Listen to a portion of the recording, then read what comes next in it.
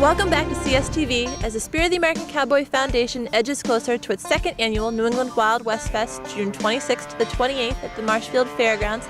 I'm your host, Nicole Logan, and joined with us today is Executive Director and founder of the SACF, Mike Allison. Now tell us what prompted you to start the foundation. Early in 2005, we started a nonprofit corporation. The original intent was to help other charities raise money for their own charitable purposes by promoting the sport of rodeo. The original name of the organization was the Ironman Rodeo Association.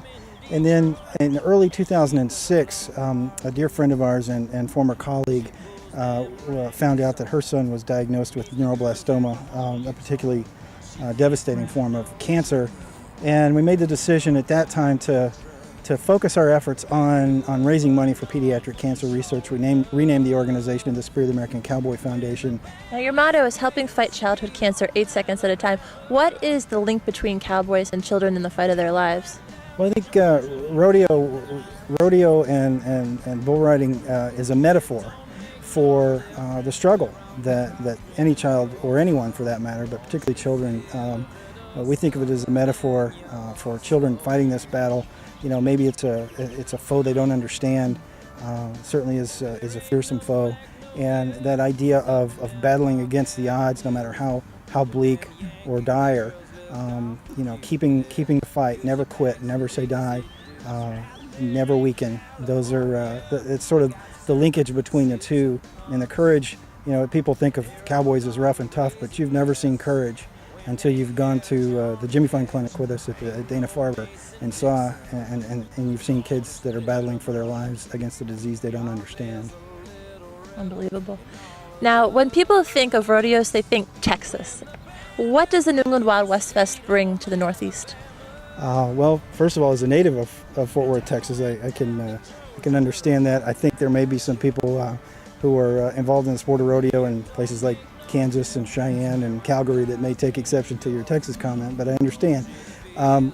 Actually, the predecessor to what is today the largest rodeo sanctioning body in the world, the Professional Rodeo Cowboys Association, its predecessor was called the Cowboy Turtles Association. It was actually begun in the Boston Garden in 1936, and when a group of cowboys gathered together to rebel against a crooked promoter. Back in the 20s and 30s, promoters would bring groups of cowboys up through, and they would do many performances at the Madison Square Garden in New York, and then would come up to the Boston Garden and do several weeks of performances there. So there's long been an audience and an appreciation for the Western lifestyle, which is obviously not endemic to New England, but is something nonetheless that is much appreciated. And we think we bring a world-class type of show and a world-class kind of competition.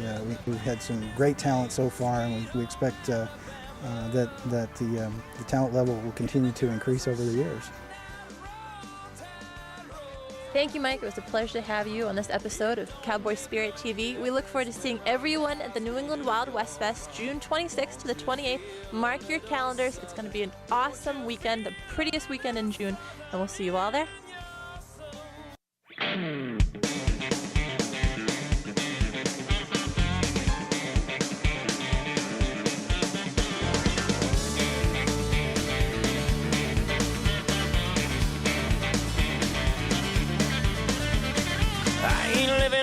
And dying young, I'm living real fast to get her done. I got it in fifth gear and